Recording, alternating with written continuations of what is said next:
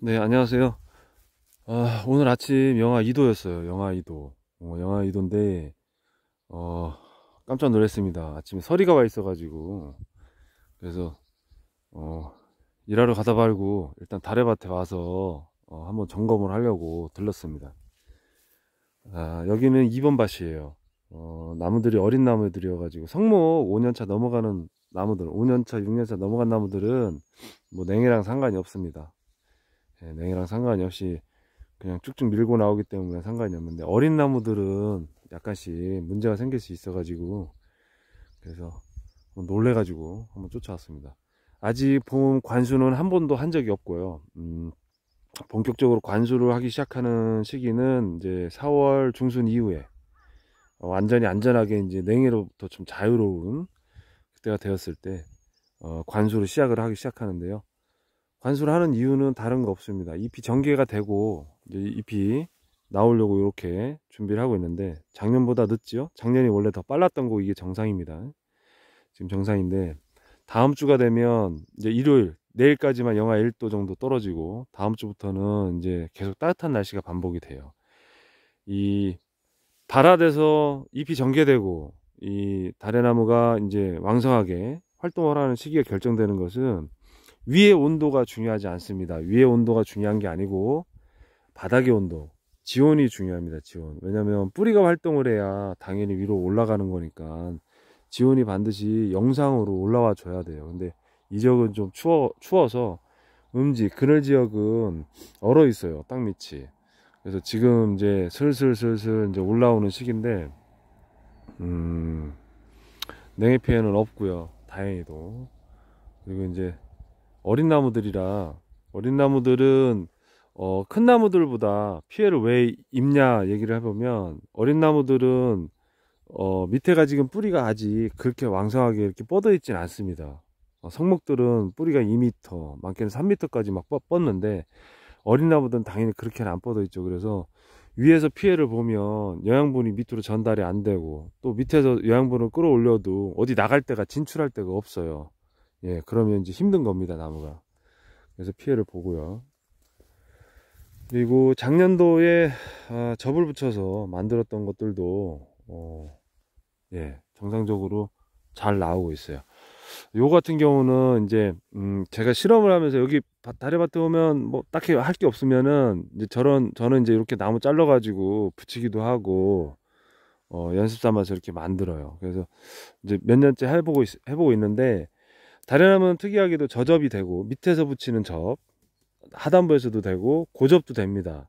위쪽 상단부에서 붙이는 접도 됩니다. 접 붙이는 방식은 이렇게 보시면 쐐기접, 예, 쐐기접으로 이렇게 찢어가지고 잘라서 가운데 쪼개가지고 붙이시면 되고요.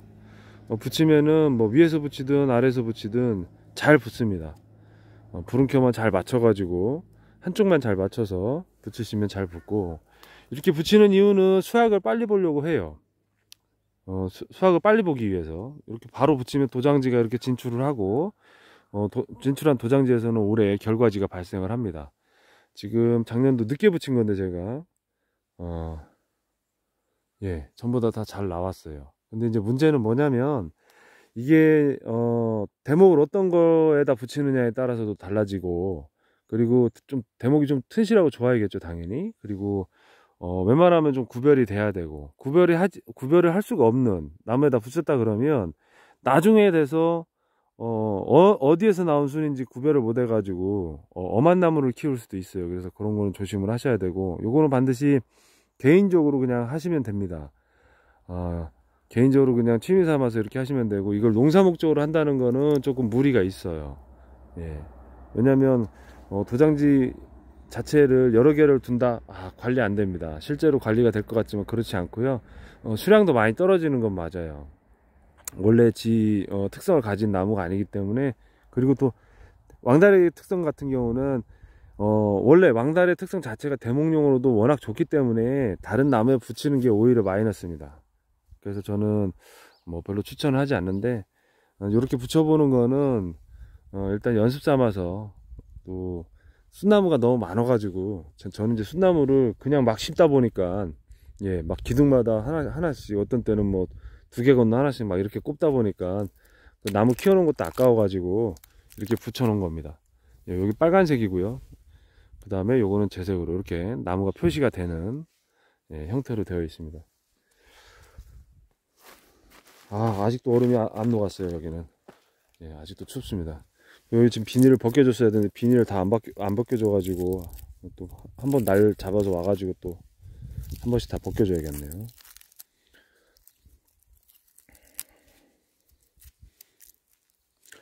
예, 그 테이프를 쓰면 좋은데 비싸요. 예, 비싸가지고 저는 500원짜리 1000원짜리 이런 거 씁니다. 예, 올해는 좀 좋은 테이프를 좀 써야겠어요. 이거 굉장히 불편합니다. 이거 나무한테도 안 좋고. 예.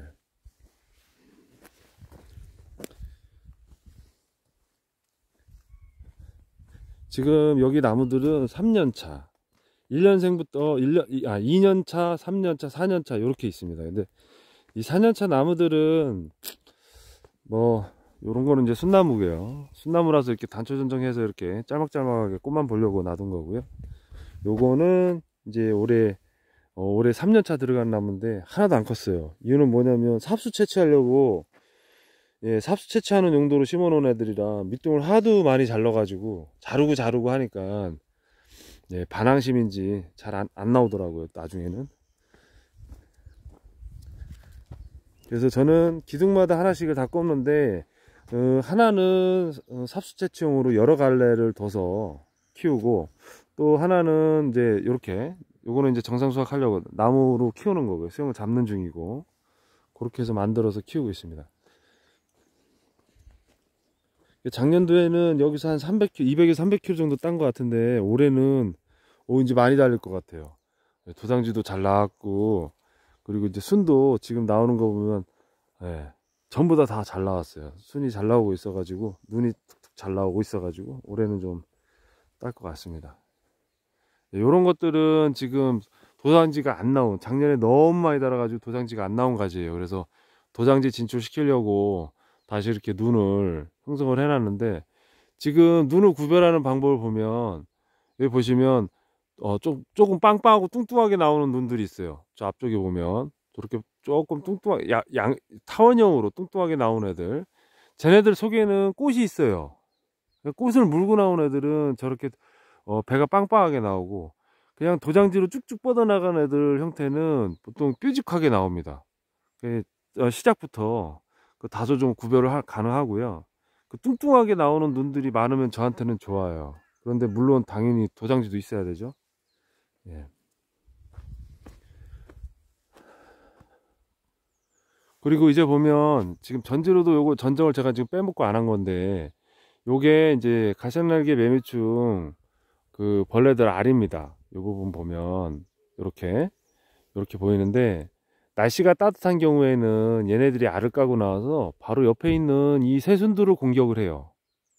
여기 나와서 요게 알을 까가지고 바로 옆에 나와 있는 새순들을 공격합니다. 그래서 아니 어느새 애벌레들, 송충이들이 와가지고 이거를 다 갉아먹었지? 라고 하면 나무에서 바로 여기서 바로 알을 까고 여기서 애벌레가 돼서 요거 옆에 있는 새순들을 가해를 하는 거예요. 그래서 전지전정을 할 때 왜 이 부분을 전지전정을 해서 잘라내는가, 왜 기계유제로 겨울에 얘네들을 잡아놓는가, 죽이는가는 당연히 요 새순 피해가 있기 때문에, 예, 가해를 가장 먼저 하기 때문에 그런 겁니다.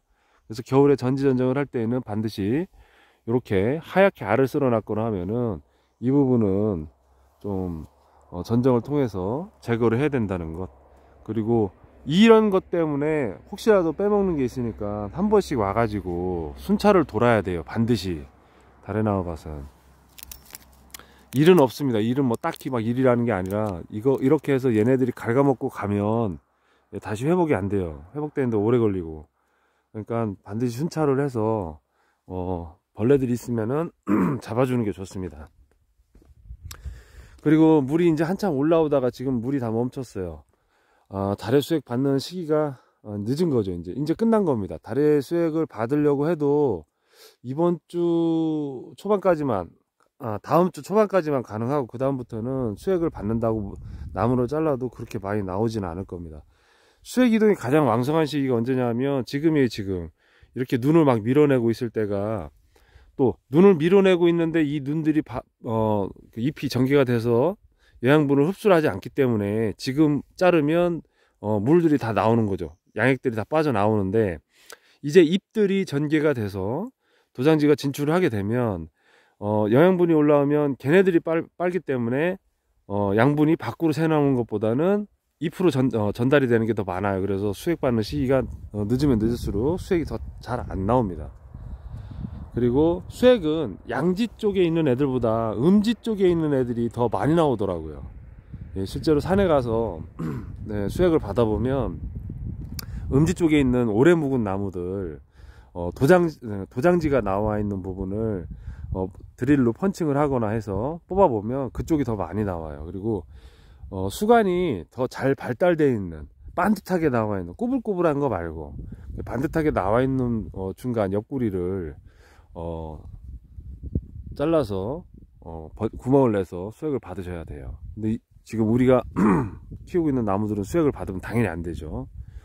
지금 나무 자른 부분에 이렇게 물이 나와 있어요. 물이 나와 있는데 추운 지역 같은 경우는 저는 여기가 굉장히 춥습니다. 추워서 도포제나 뭐 이런 거 바르지 않는데, 지금 보면 이렇게 물기가 맺혀 있어요. 이렇게 맺혀 있는데, 예, 수액 이동을 해도 멈춘 겁니다. 예, 거의 멈춰요. 이제 한 3일에서 4일 정도가 나오면 이렇게 멈추고, 상처 아무는 걸 보여드리면 이렇게 상처가 아물게 됩니다. 아물면 끝난 거예요. 끝난 거.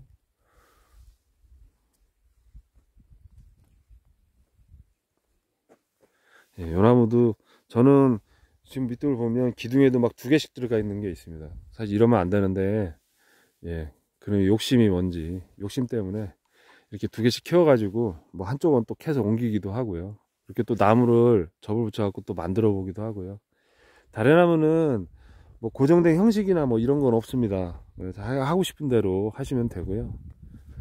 요거는 요거는 보여드리는 거. 요거는 자 보시면 윗부분, 이건 순나무예요. 순나무인데 제가 접을 붙이면서 이제 암나무만 키우려고, 필요가 없어서 순나무가 너무 많아가지고 그냥 과감하게 잘랐어요. 잘랐는데 너무 세게 잘랐어요. 세게 자르니까 상처 부위에서 막 그 양액들이 튀어나와서 지금 물이 흐른 겁니다. 물이 흘러서 이렇게 된 거예요.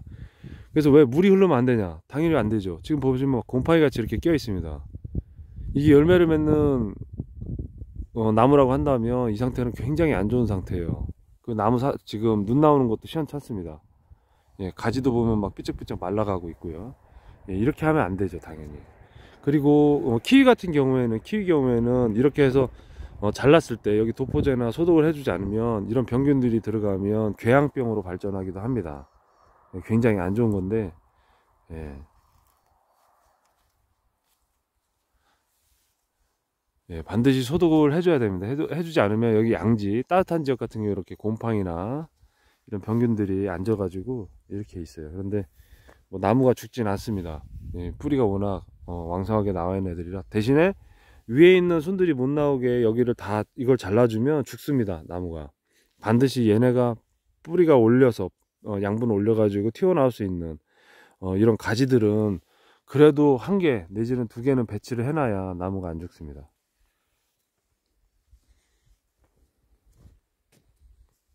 아이고, 여기도 안 잘랐네. 이렇게 지금 알을 막 쓸어놨는데 여기 이런 건 다 제거를 해줘야 됩니다. 나중에 결국 애벌레로 다 튀어나와 가지고, 예, 전부 가해를 합니다.